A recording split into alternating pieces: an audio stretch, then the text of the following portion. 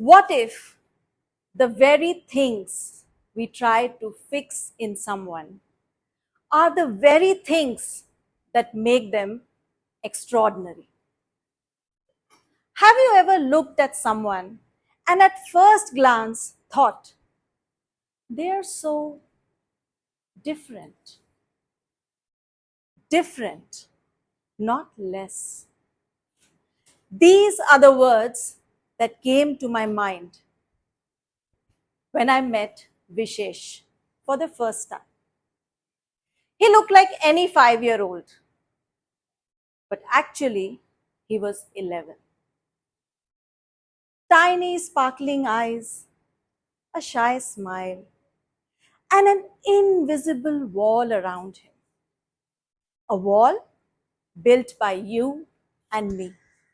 The society, with bricks of fear and ignorance, and cemented with discomfort.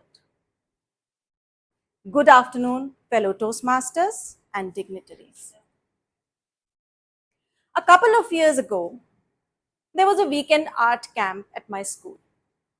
And being a part of the medical team, I was asked to be there to deal with any kind of medical emergencies. Like, what if some child glue their fingers together? Or what if some rogue kid decided to eat paint? Nonetheless, I was there. It was a lively Saturday afternoon. Parents dropping off their kids, children all happy and excited to meet each other and their teachers outside the mundane classroom environment. They were happily painting and coloring their canvases. The air was abuzz with chaos, color, and creativity. Then came Vishesh. He was trying to find a place for himself. And I heard somebody whisper, he has autism. Just give him some space. And people automatically moved out of his way. But that was it. They didn't just give him space, they gave him distance.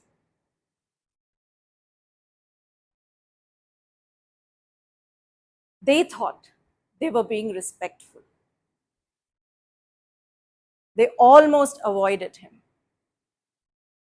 During the course of the day, I went up to him a couple of times and tried to talk to him about his drawing. Initially, he avoided me. He did not respond at all. But then suddenly, he handed me a crayon and pointed towards his drawing. He wanted me to draw a few strokes on his canvas. Probably his way of saying, okay, so you seem to be very free around here. I'll let you help. In that moment, he didn't speak, but he communicated. He didn't look me in the eyes, but he saw me. And I saw him too. Not the diagnosis, not the label, but the child, the person. It was a simple gesture on his part, but strong enough to shatter that wall. If you think of it, in our society in general, many of us so called normal people conveniently turn away from people who have special needs. It is on us to understand that these are not broken minds. These are wonderfully wired minds, beautiful, complex, and deeply human. Because it's easier. It's just easier for us to avoid what is beyond the understanding of our limited minds. Yes, friends, this is where the limitation lies. Inclusion is not just about building ramps and special schools. Inclusion is eye contact. It is approaching and saying hello. It is inviting them to the birthday party, to the team, to the conversation, without prejudice, without a second thought. Today, Vishesh is a young teenager. Just last month, at the secondary school art week, one of his creations was displayed.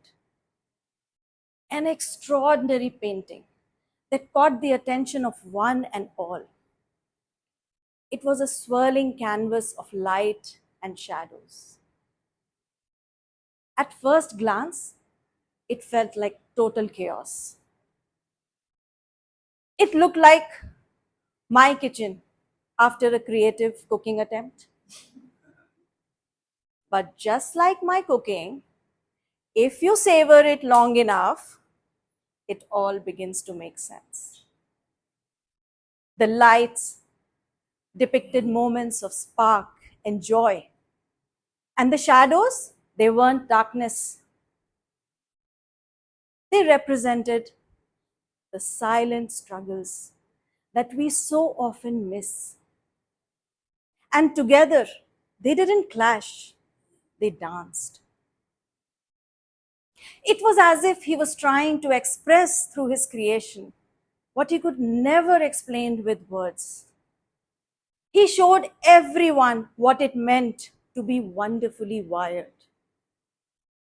That yes, he was different, but not a notch less. So the next time, if you meet someone like Vishesh,